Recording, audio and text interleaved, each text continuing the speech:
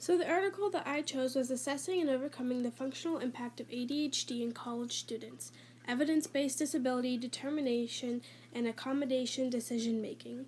It was by Robert West, Christina Till, and Chesley Erickson. So a brief summary of the article, which these are the main points that I found. It stated that students with ADHD are more likely to attend a 2-year college than a 4-year college, and they are also least likely to receive a degree. When submitting documentation on the students with ADHD, the documentation can be limited and thus useless for a student who needs accommodations made.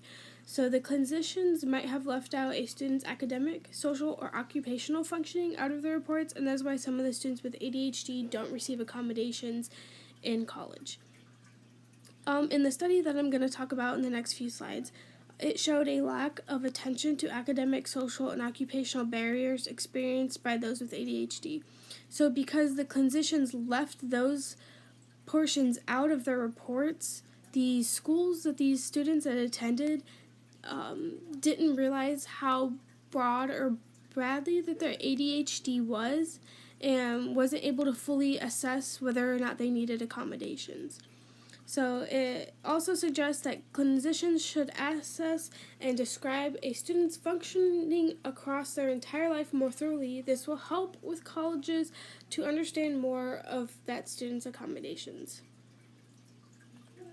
So the case study. There were 146 undergraduate participants in the case study. They were aged 17 to 21 years of age. They were also all diagnosed of having ADHD. Prior to going to college. They had been diagnosed with it when they were younger. The case study looked at whether the clinicians who conducted ADHD evaluations provided evidence of functional impact in the documentation that they sent to the colleges. They also expected to find that the documentation would provide clear evidence of limitations in a student's functioning. So the procedure. The researchers gathered all documentation submitted by each student to their college that they had received from the clinicians. So the disability office on the campus took off any identifying information of the participant to keep it completely like a blank slate, essentially, except for all of, their ADHD, what all they were diagnosed with. So then, as they were doing the research, they had 2 research assistants who independently reviewed the documentation in order to identify the accommodations the clinicians recommended. Then after that, they broke it down and coded the documentation based upon the evidence of which the students' functional limitations based off academic, social, and occupational or other. So that's where it breaks it down even to more broad. To not be as broad. They then had to determine if the student had received any previous limitations in functioning. So they had to look back in the student's life to see if they had any limitations in doing certain things and whether they priorly needed accommodations when they were in high school and stuff.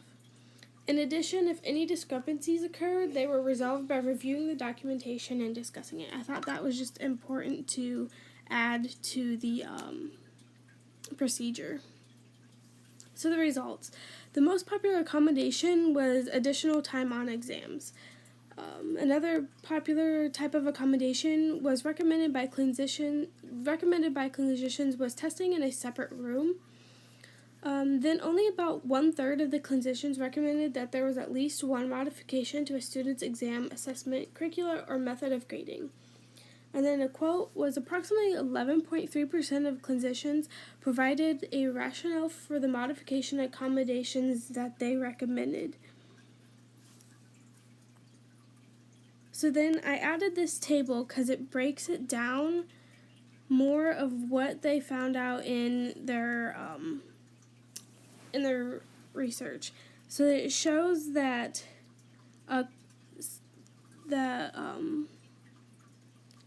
some clinicians suggested that a student would receive 25% of additional time on their exams. Some suggested 50%, some suggested 100%.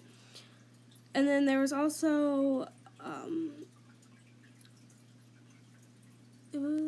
There also was some who suggested an unspecific amount of additional time, so not really like a specific amount of time.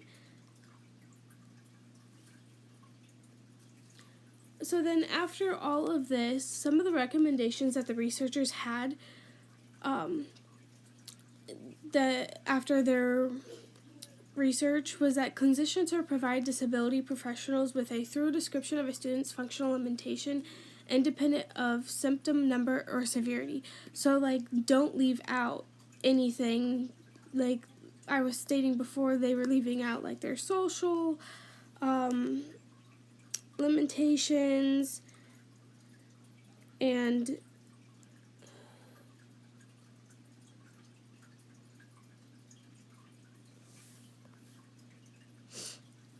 then the next one is clinicians can use rating scales to assess the functional impact of ADHD and to monitor the effectiveness of accommodations.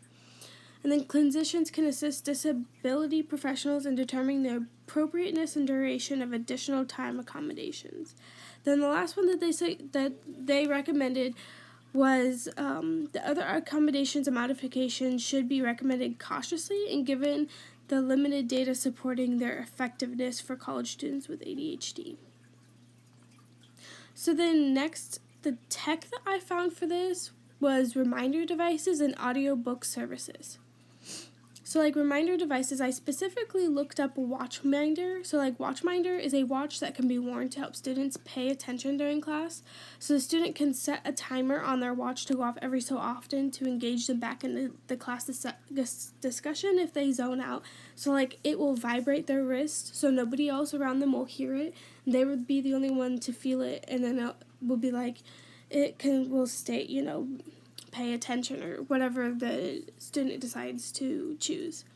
The watch can also help students with their time management skills. It can help them manage their time while taking a test, so it can tell them like how much longer they have to go or like how much time has went by.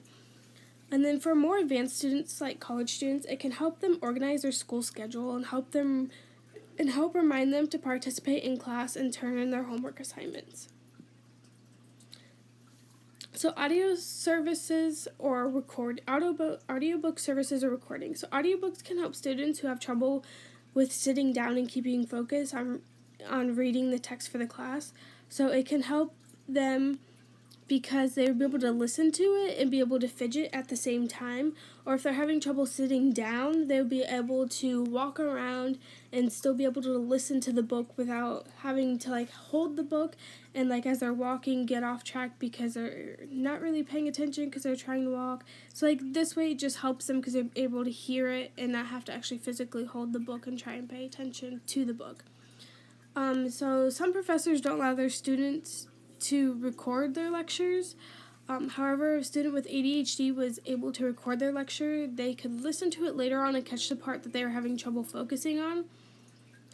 This could also apply to a student who's not in college, but like if a student with ADHD is having trouble focusing during class, if they were to record that, they could go back to it and listen and then catch the parts that they did miss and be able to still engage in class and know what was happening. And even if they were paying attention, like if they were fidgeting too much, they would still have that to go back to. So I don't know, it's kind of like a help for them.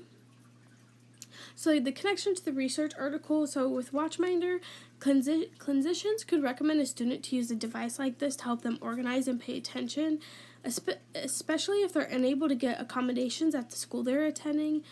Watchminder can also help students in college with ADHD to manage their time, like I stated before, and it can also help those struggling to pay attention at work or during class. They can set a reminder to pay attention every so often, like I stated before. Also, it could just be like something that the clinicians can recommend that a student, could have or should need, because it can help them in ways like the teachers can't, or it can help them keep on task instead of the teacher having to stop every so often and be like, hey, are you paying attention, or constantly making sure that student is paying attention. So connecting to the research article with the audiobook services, clinicians could require colleges to let students have accommodations of audiobooks or let them record during their lecture.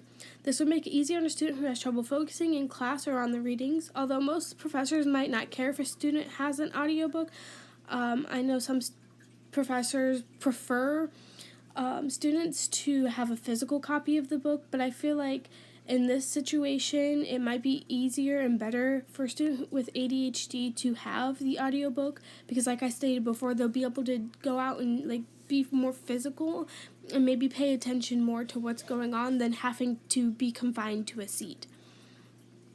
Having the ability to listen to material after class, when class is over, could help improve the student's grade because if they were to space out, they would still have the information. So like I stated before, being able to record their lectures could help them going forward when they, accidentally space out or not paying attention or they're fidgeting too much or they just have too much going on in their mind. They can go back to it later and be able to get the information that they missed. And therefore, they wouldn't be falling behind in class. And those are my sources.